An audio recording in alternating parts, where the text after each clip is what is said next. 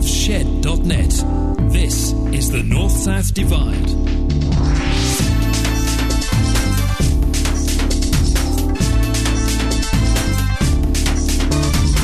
The North-South Divide with Trev. He's never been to Wales. And James. His middle name is Debbie. Welcome to the North-South Divide, a brand new podcast and the only one that's visible from space. I'm Trev.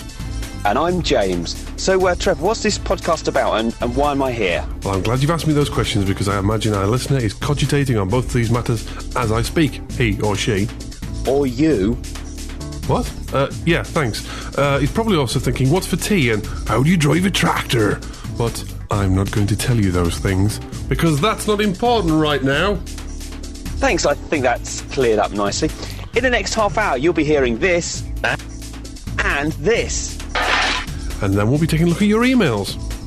How on earth are we going to do that? I have a team of experienced hackers standing by. Ooh, bet that's not a pretty sight. It's okay, they're behind me. Don't forget, though, you can have yours say at www.trevs-shed.net/comedy. Or you might like to send an email. The address is comedy@trevs-shed.net. I'm afraid we can't return any emails that you do send us, but there is a prize for every one shown. In case you didn't have a pen, pencil or something to write with, or point things onto loud where you are, we'll be repeating these at regular intervals during the course of the show. I thought we'd be repeating because most podcasts get a bit short of material, and ours is no exception. Well, yeah, that as well, but now I think it's time to tease the listener with what else to expect during the podcast. Oh, well, later on, Trev will be trying to fit the whole internet into a jiffy bag so he can send it to his deaf great-aunt in Shropshire, and I'll be starting up my own political party so that... something. But first, here's the North-South Divide newsreaders with a news jingle. Podcasting to an unsuspecting internet, this is the North-South Divide news jingle.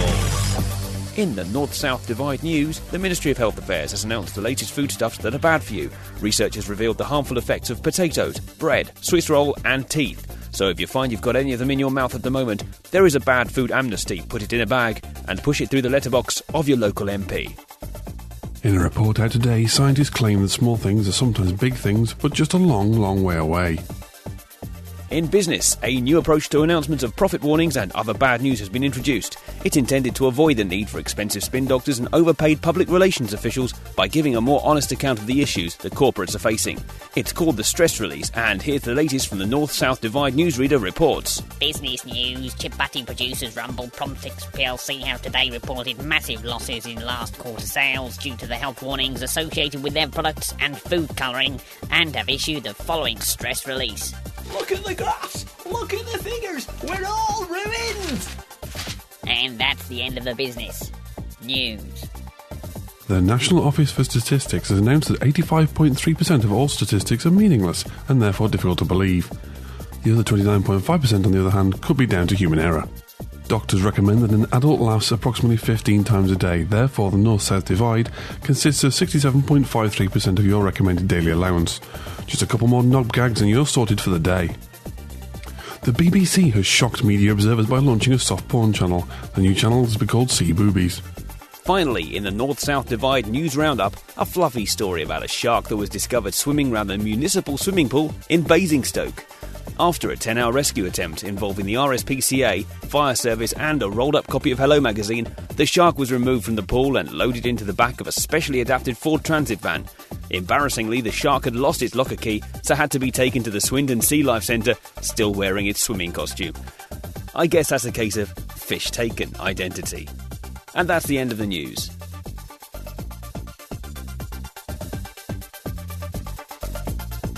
The North-South Divide.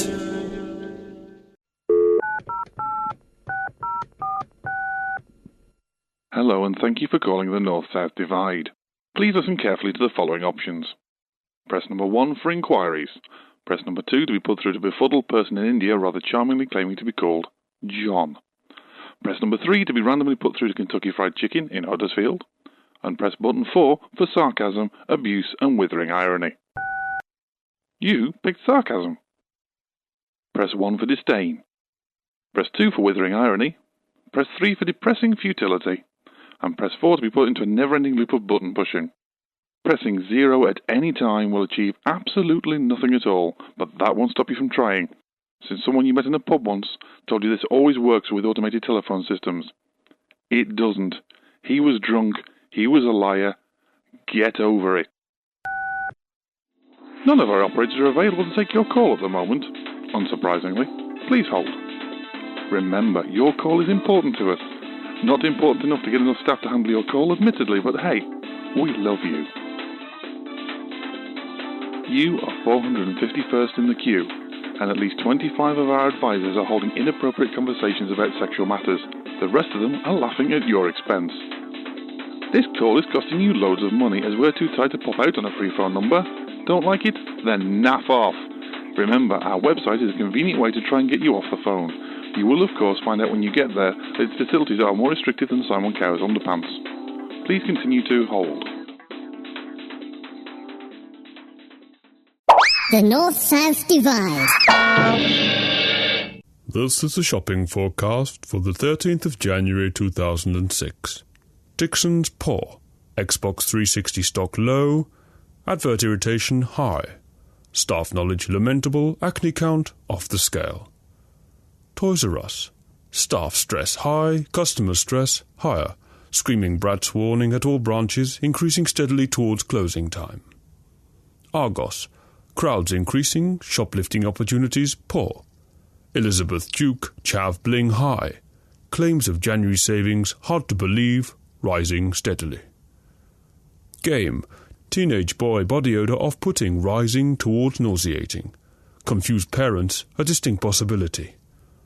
The Body Shop. Smell high, staff interest low. Men getting increasingly desperate, attempting to find a last-minute present for a significant other, likely.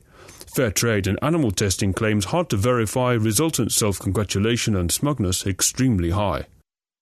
Lingerie shops. Sweaty, red-faced and confused middle-aged men extremely high. Severe embarrassment factor warning. Trying not to look at the girl behind the counter and imagine her in the lingerie that you are buying, high to painful.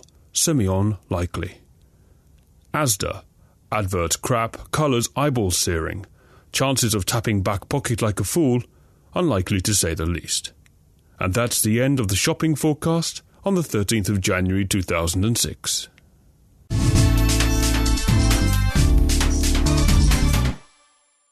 I've recently discovered the homeopathic benefits of Magic Tree air fresheners.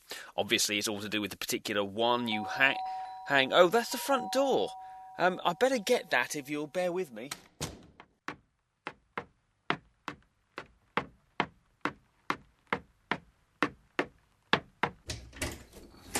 Hello there, can I help you? Good afternoon, sir. Are these the studios of Image Communications? Yes. How can I help you? I'm not normally used to visitors dressing so smart. I'm Gerald Toft from the Health and Safety Executive, and I've been allocated this property for an inspection under the Health and Safety at Work Act 1974. May I come in, please? Yeah, sure. Please come in. Make yourself feel at home. Would you mind explaining what this is, stuck to my foot? Yeah, it's part of my security system. It's a cross between a man trap and a wheel clamp. I got them off the internet at www.manclamps.org. Thank you. Now, I would like to carry out a full inspection of the premises to ensure it conforms to the requisite safety regulations. OK. Well, what would you like to see first? I could show you the studio if you'd prefer it, because... First of all, I would like to see your electrical installation. So would you mind taking me to your mains distribution board, please? Yeah, sure. It's down here under the stairs in this cupboard. Please feel free to take a look, but I ought to warn you that before you touch the brass handle, you should... This one? Put these rubber gloves on. I'm not really sure what much of this stuff did. My brother's mate Dave put it in. Apparently it was salvaged from a Ukrainian nuclear power station, so it's certainly industrial standards. I really like the way you can actually see the electricity flowing. May I take a look, please? Is there a light in here? No, it tends to glow quite nicely on its own. Please feel free to take as close a look as you like, but don't stay in there too long. I tend to get a headache if I stay in there. This will be enough, thank you. Would you mind showing me your studio complex now, please? Yeah, sure. It's in the basement down these stairs. You might like to see the gold records I've got stuck to the wall. They're actually real records, but I've sprayed them with gold paint. Oh, mind your head on the way down, because these two low beams are a little bit tight on... I appear to have dropped my clipboard. Ah, here it is. There you go. I've got some Savlon if you need it. No. So, your studio then. Would you be able to show it me now? Yeah, sure. It's quite untidy in here, so watch where you step. I wasn't expecting you to see. If I'd known, I would have made sure it would be all... Would you mind turning your equipment on so I might carry out a safety assessment? Yeah, I was actually working on something when you arrived, actually. I'll put it back on for you. It's good, isn't it? It's part of my new project for 2006, exploring... Oh, you appear to have broken your pen. Would you like a replacement? I could always just... Do you have another one? It would be very useful. Yeah, hang on. Oh, all I've got is this permanent marker. It smells really great. Helps me with the creative process. That will have to do. It's fine, keep it. Do you have any other rooms in this establishment? Yeah, just the kitchen. It's back upstairs. I'll show you where it is if you'd like to follow me. Oh, don't forget to watch your head on the way up. Oh, well done. I thought you'd missed that one.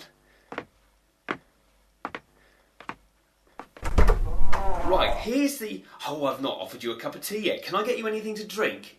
No? Well, I'll have one if that's okay. My electrical kettle blew up a couple of weeks ago. There it is, hanging off the washing machine there. I suppose I ought to unplug it, really. Anyway, I've got this camping stove thing that I've rigged up to the main gas inlet. I'll just light it. You might want to stand back while I light it. Oh, your hair is... Do you have a fire extinguisher? Oh, I've got a washing bowl full of water. Hang on. Got it. And finally, your telephone system. Is it fully operational? Yeah, it's great actually. I've got these excellent cordless phones that are fully ergonomic. And are you okay? Would you mind calling an ambulance for me, please? Yeah, sure. Oh, you seem to be asleep. I'll probably wait until you wake up if that's okay. I've got this podcast to finish. I'll see you later. The North-South Divide.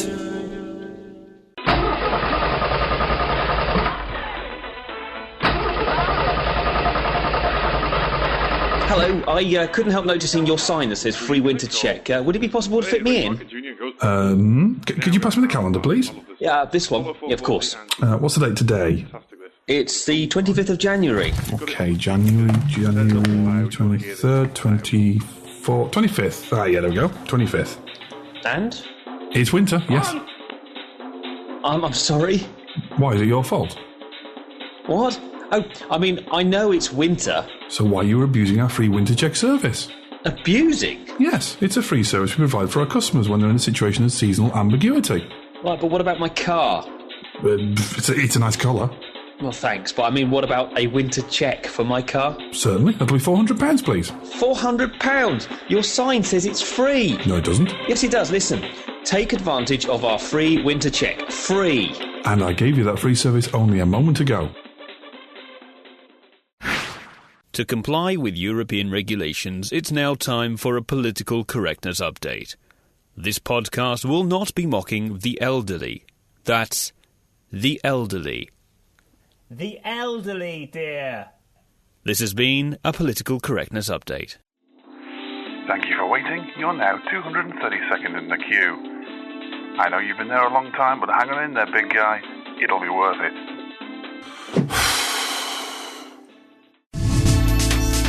The North-South Divide. We'd like you to get involved here at the North-South Divide. That way we believe that you will somehow think your opinions are important. Want to let us know how you feel? Then pop on over to the Comedy Cafe forum at trevs-shed.net/comedy. There'll always be ways there to get involved in the show and even get your stuff on air. Imagine internet obscurity could be yours. But if you'd like a more private chat involving sexual proclivities, bribery or perhaps good old-fashioned abuse, then why not email us at comedy@trevs-shed.net. Remember, we'd love to hear from you. No, really.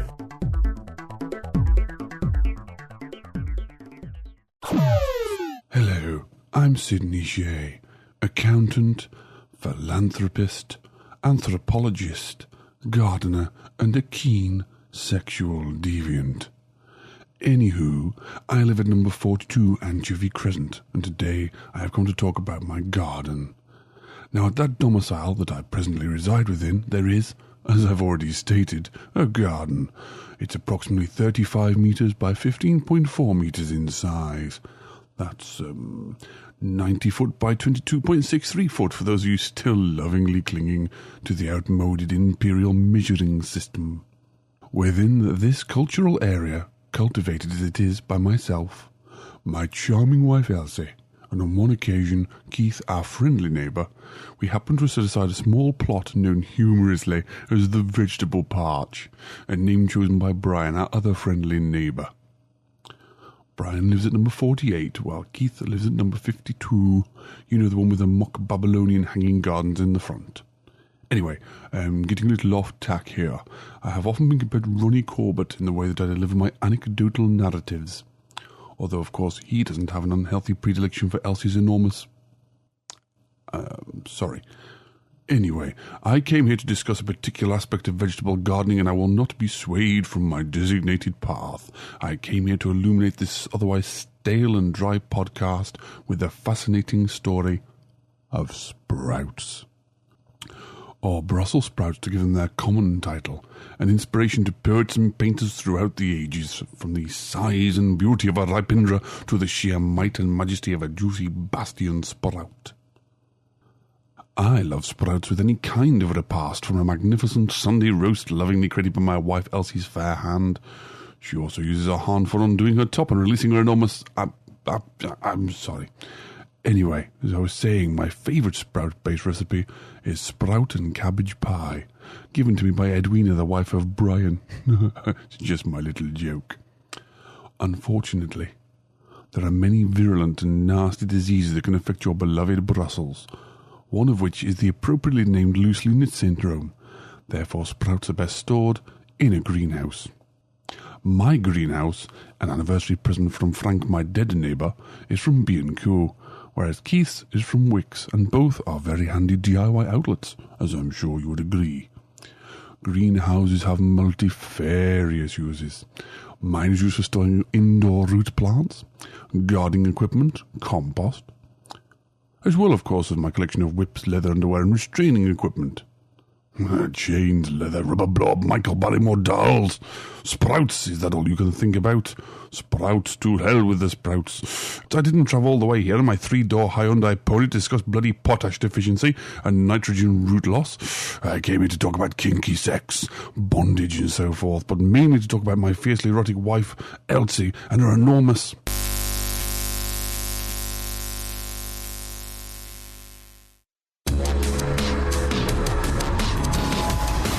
Central Reservation Monthly. All your favourite motorway furniture in one magazine format. This month, an exclusive behind-the-scenes look at the construction of the new M419 Central Reservation with new technology. Don't look at the accident blinds. The latest contraflows around your region and Gantry Watch. Get it now at every good branch of WH Menzies for a special price of just £3.99. Speed restrictions might be enforced. Free binder with Part 1. The North-South Divide. Trev, you know what's bothering me at the moment? What's bothering you at the moment, James? Food intolerances are bothering me at the moment, Trev. I just had enough of them. You're intolerant to food? No, it's intolerant to me. I saw this chip on my plate. It tried to have me. What do you mean, in like a physical sense or a sexual sense? No, it tried to jump its way down my throat. Oh, right. Jam its way in there and cause me to end up in casualty. Okay, so you're allergic to chips or something? No, they don't like me. I said, well, all right, I can eat most things, but I just have to watch my diet. I have to make sure it's balanced. Like these biscuits I've got here. I've got one cream, one chocolate. It's all the major food groups. All right, so they're balanced, are they? You're balancing... Yeah, absolutely, yes. So you got them on one on each end of a teaspoon or something? And you're balancing on your finger? Exactly, that's how you have to eat them. Is it? Oh, that's very... This is for our foreign colleagues, so the people out there who don't understand the English ways. English ways. Southern ways. We don't do that around here. When we eat biscuits around here, we go... and if you're lucky, we don't pick our teeth afterwards. Then we're being polite. not in polite company. It's very good. Yes. Very refined. Food intolerances towards chips and things like that. I thought people were generally intolerant to peanuts and things like that. Oh, it's all degrees, isn't it? You can, if you eat enough of something... peanut with a degree? No. Yes. Dr. Peanut. He told me...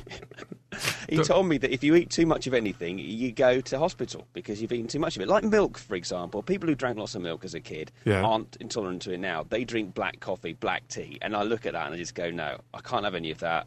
I'd rather have a bad tummy than risk not having a decent cup of tea. Well, I can totally concur with that. Black tea without milk is just wrong. That's right, of course. So you've got tea, which is the carbohydrate, bit of sugar, which is the fat, and you've got milk, which is the other one. The other one? I can't remember it. Amatoteins. Hang on a minute, let me just type that into Google. Oh, no, it's the other one. What? Proteins. Proteins? No, that's just as bad. Oh, proteins with an I, as in I and me and I. Of Absolutely, course, yeah. yes. Oh, yeah. Well, they're the food groups you have to pay. Exactly. Well, I was trying to try to find those really good bacterias. Oh, yes. Yes, bifidus made-upidum, that one. They're always on about on telly. It told me about all the dark arts, and I thought, this is just terrifying. I'm really not into the occult. You don't like the yoghurt drinks? No, I don't like the occult. Occult? Oh, I thought you meant Yakult, sorry. The South North Divide. Hello, I'm the Reverend John Thomas. Today we are calling for parents to consider the music that their children are listening to. We call for you to listen to the profanity, materialism and degradation of fellow humans in these recordings from some famous popular beat combos. For example, the real Slim Shady, as I believe he's called, calls for his listeners to partake of hallucinogenic drugs and includes references to violence and so on. So we call for all right-thinking people to take these records from their children's rooms, place their hands upon them, take the M&M records for their violence and condoning profanity and burn them. Take the Marilyn Manson records for their glamorization of Satanism and burn them. Take the Madonna records for encouraging our children to promiscuity and burn them. And most of all, we call for you to burn McFly records because they're crap.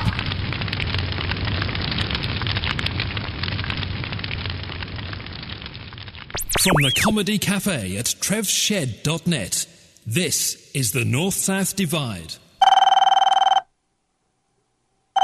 I've got it. What?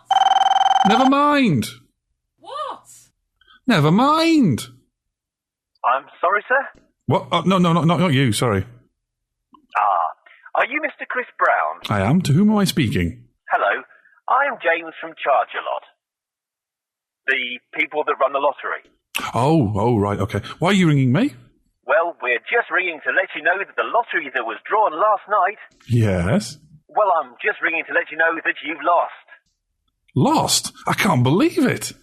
We knew you'd be pleased. You are only the 40 millionth loser since the beginning of the year. Wow, I lost the lottery. What are the chances? We've lost the lottery, darling. We haven't won. What? And all of this, of course, means that you won't have to go through a never-ending cycle of tawdry tabloid interviews. There'll be no begging letters, and best of all, BBC Two won't want to make a documentary based on your life. It's too late for that, I'm afraid. They're already here. Get that cameraman off there!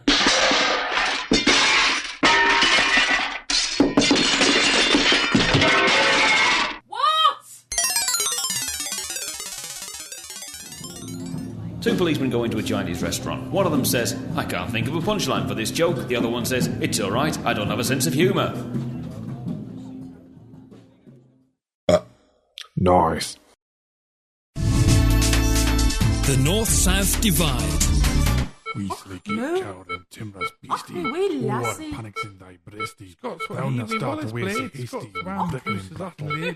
I'll be late to run and chase thee, we muttering battle. Nurse, why are all these old patients talking in this ridiculous Scottish accent? That's a Burns ward, Doctor.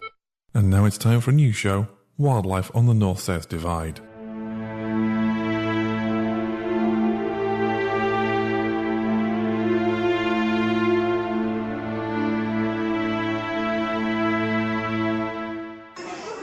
Well, here we are. The atmosphere is steamy, the colours and lights are bright and obtrusive. The vegetation is growing almost beyond control. As I peer through palm fronds of a fake plant, I look on in awe at the feeding ground. The noise from the younger members of the pack is almost unbearable. I'm at McDonald's, or Mackie D's, as it is often referred to by its brightly garbed occupants. McDonald's is the watering hole and feeding area of choice for the chav. Sometimes referred to as chavers, neds, or simply irritating Burberry-wearing tosspots, the chav spends its time watching reality TV, wearing ill-advised clothing ensembles and, of course, swearing. The chav child is trained in profanity and auto theft from a very young age and is steered towards clothes that are made from man-made fibre. A penchant for white trainers is also encouraged at this time. The adult male can easily be identified by his thrust-out chest and, most importantly, his jewellery, or bling to give it its correct name. The adult female is recognised before it's seen by its piercing common shout. The cigarette or fag should also be clearly visible at all times, although especially while she's cooking. She will also usually have blonde hair with roots of a darker colour, clearly visible. The woman's rank in the pack is shown by her hair. Simply put, the more the hair resembles a car wash, the more important she is within the pack.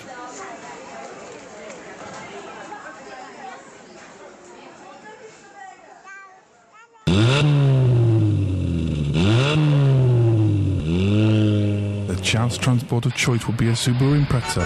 The lower members of the group are more likely to drive around in 10-year-old Vauxhall Novas. They've had body kits made seemingly from recycled margarine tubs stuck to the rusty bodywork, in the vain hope that somehow this would improve the car.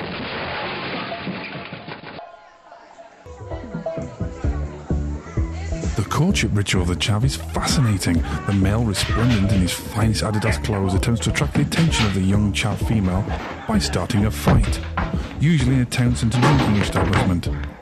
Yates's Wine Lodge is a good place to start for the amateur chav spotter, or wanger, as they are known by the pack.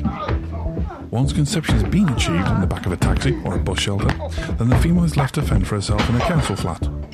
Once the baby's been born, frequently the child's parents will go onto the Jeremy Kyle show or something similar to ascertain the parentage for certain and have another fight. The circle is complete. AmbulanceChasers.co.uk. Have you had an accident at work, at home, or on the road? Clumsy get. The North-South Divide. To accept sponsorship for something like this podcast can only bring into question the independence, the veracity, the artistic integrity of the venture, if you will. So obviously any short-term financial gains have to be carefully weighed and considered against any potential loss of editorial freedom, and indeed a perceived loss of respect. That's why, after very serious deliberation and lengthy debates, we've agreed that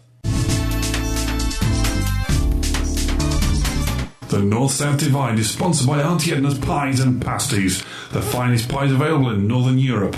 And with more than 23.3% of the meat actually coming from an animal's body part you would knowingly eat. The remainder of the meat, on the other hand, you really don't want to know about. Just wash your hands after eating one, that's my advice.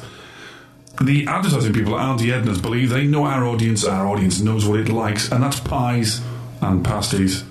Not for you, the flighty continental temptation of the ciabatta, or the crude flavours of a cold vol au vent. No, you are a pie-eating audience.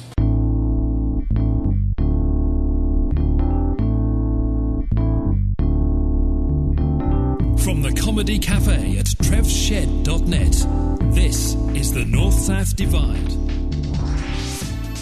The North-South Divide was written, performed and recorded by James Hart and Trevor Ship. I wrote all the funny stuff, ladies, not him. He's dead weight. What? You're only here under the terms of your care in the community programme. Come here. Ow! Oh. All bad jokes were written by Van Berger. If you wish to complain about the quality of these jokes, you can contact him on 01636. You can't give out his number. All belly dancing was done by Jade Goody. Ugh. Despite our best efforts, this show may still contain nuts. Yeah, you're in it. Oi.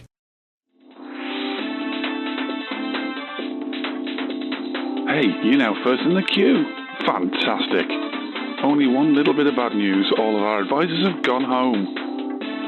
Oh, well, you can't win them all. How do we want to win this? It'll take me like a year to edit together.